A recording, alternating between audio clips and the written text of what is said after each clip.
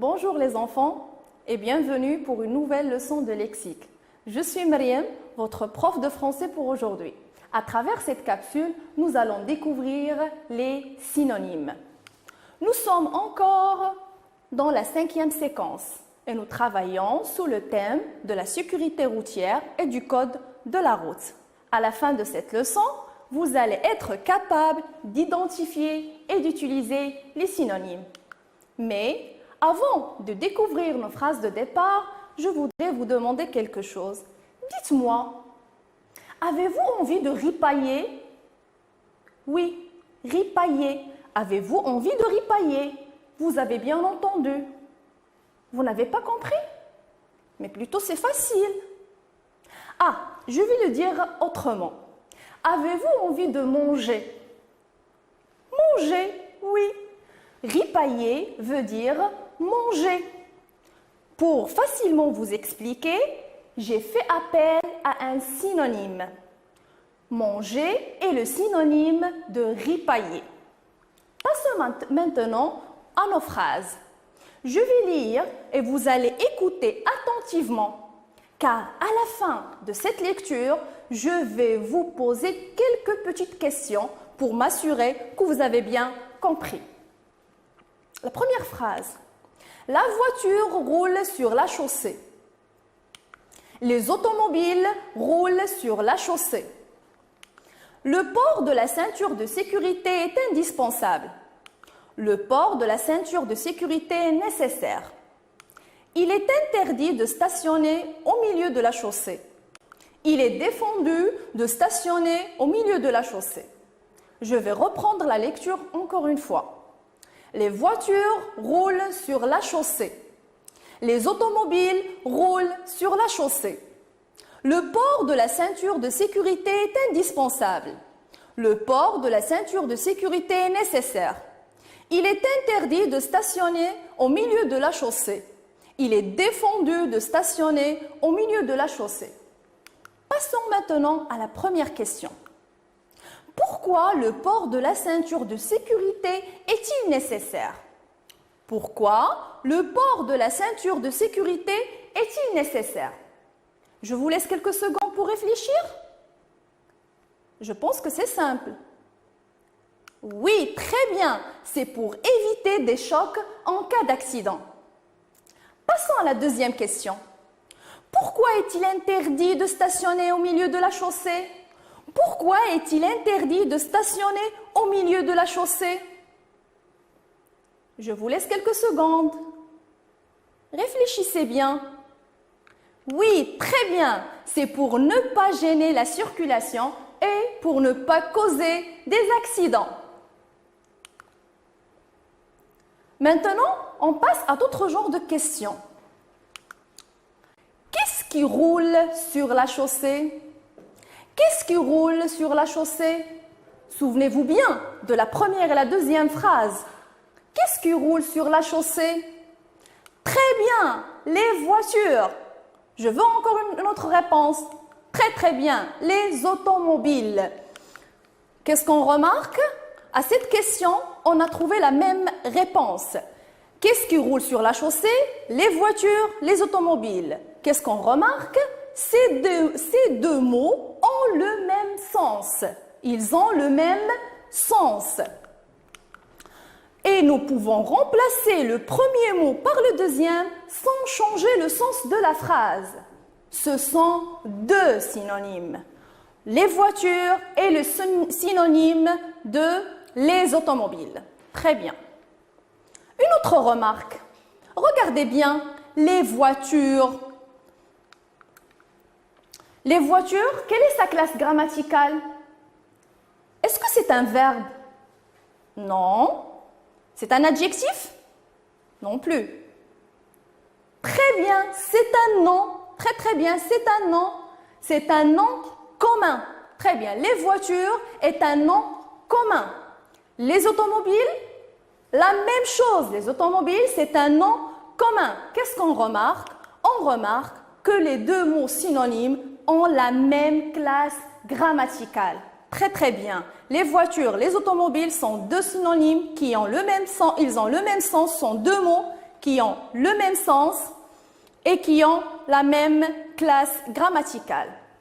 Passons à une autre question. Que peut-on dire du stationnement au milieu de la chaussée? Que peut-on dire du stationnement au milieu de la chaussée? Très bien, il est interdit, il est défendu. C'est ce qu'on a vu dans la 3e et la 4e phrase de départ. Pour répondre à cette question, on a trouvé 2 réponses possibles. Il est interdit, il est défendu. Ce sont 2 mots qui ont le même sens. La phrase n'a pas changé de sens, même si on a remplacé le premier mot par le deuxième. Alors, interdit est le synonyme de défendu. Et on a la même remarque de la classe grammaticale. Interdit et défendu sont de la même classe grammaticale. Qu'est-ce qu'on déduit? Que les mots sont synonymes quand ils expriment la même idée, la même personne, la même chose et qui ont la même classe grammaticale. Je vous ai apporté 3 exemples du verbe faire. Un verbe qu'on utilise beaucoup dans nos écrits, à l'oral. Imaginez si on a ces 3 phrases dans un même paragraphe. Je vais lire les exemples. Faire la vaisselle, faire une liste, faire un bouquet. Si on trouve les 3 phrases dans un même paragraphe, ça va causer quoi? On va avoir une répétition. Très très bien, une répétition. Alors, pour éviter cette répétition, je vais vous demander de remplacer le verbe faire par un synonyme. La première phrase, ensemble, on va faire l'exercice ensemble. Faire la vaisselle.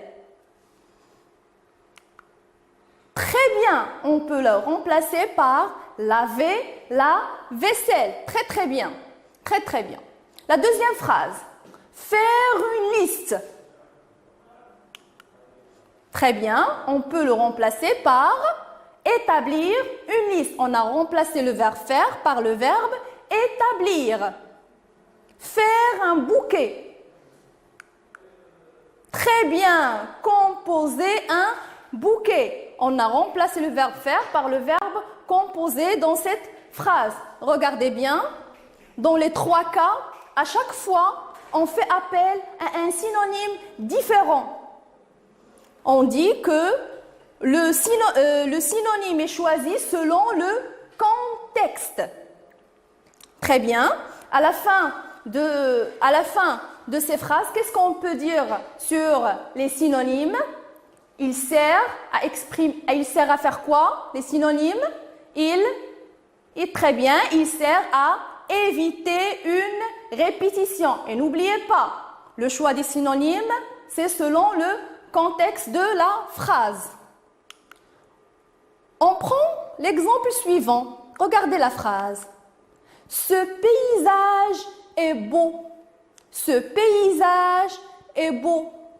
Essayez de remplacer l'adjectif beau par un autre synonyme. Très bien, on peut dire ce paysage est magnifique. Ce paysage est splendide. Ce paysage est merveilleux. Très très bien. Vous avez remplacé l'adjectif beau par 3 autres adjectifs. On a ici 3 mots. Ils ont la même signification, mais ils sont très bien, ils sont de plus en plus forts. C'est de plus en plus intense. Très très bien. Ça sert à exprimer quoi? Très bien, ça sert à exprimer des nuances. Les adjectifs, ou plutôt les mots qui ont la même signification, peuvent avoir des nuances différentes. On peut dire que le synonyme dans ce cas, les synonymes servent à exprimer des nuances. À retenir, Qu'est-ce qu'on peut dire sur les synonymes? Ce sont des mots qui ont à peu près le même sens. Des mots sont synonymes lorsqu'ils désignent la même chose, la même personne, la même idée et qu'ils sont de la même classe grammaticale. Un mot peut avoir plusieurs synonymes. Le sens de la phrase nous permet de trouver le synonyme qui convient, selon le contexte bien sûr. Et on utilise des synonymes pour éviter la répétition ou pour exprimer des nuances. Reprenons, n'oubliez pas que les synonymes, ils ont le même sens, la même classe grammaticale, on les choisit selon le contexte et ça sert pour éviter la répétition et exprimer des nuances. Avant de vous dire au revoir, je vais vous demander de faire quelque chose à la maison. Qu'est-ce que vous allez faire? Vous allez essayer de concevoir votre propre dictionnaire de synonymes que vous allez compléter au fur et à mesure tout au long de votre apprentissage du français. Qu'est-ce qu'il me reste à vous dire maintenant? Au revoir et à la prochaine séance. Merci.